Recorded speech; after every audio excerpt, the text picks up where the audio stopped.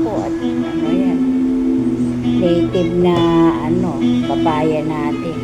Walang spray, no? Oo. Kaya magtatanim na nga ako ng gulay. Gulay. Ako nagtanim doon sa Ayoko na halaman. tataba ng sili.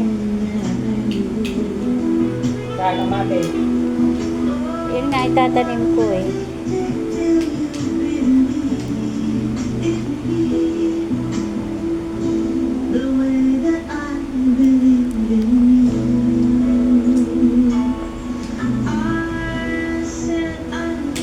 Nipis na naman bukas.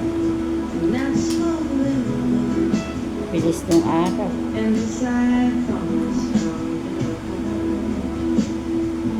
Tatagal kaya si Margie?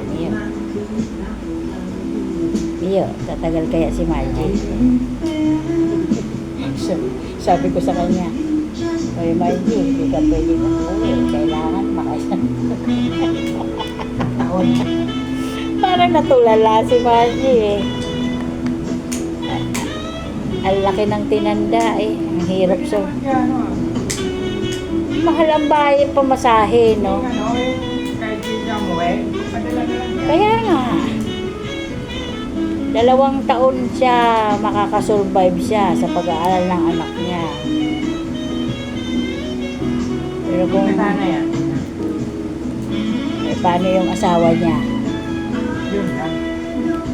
Mahirap kasi may asawa. Yung pag wala, okay lang. Oo. Okay, mabait naman si Ate Pe. Eh, hindi naman mura ang pamasahe kasi mahal.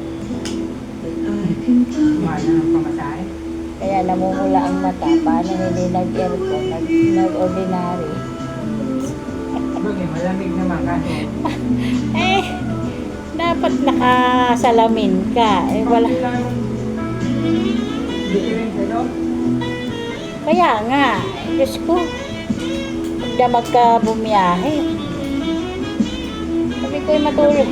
Kanina lang yan dumating. Oo, matulog ka muna. Alalahanin yung pahinga mo yung mata mo. Matulog muna yan. Oh, malaking babae yan nung nakita ko noon eh. Ngayon, ang liit na, Diyos ko. Alam mo, lalaki na. Kaya nga eh, naubos na pati ang ngipin. Diyos ko, ano ba yan? Parang.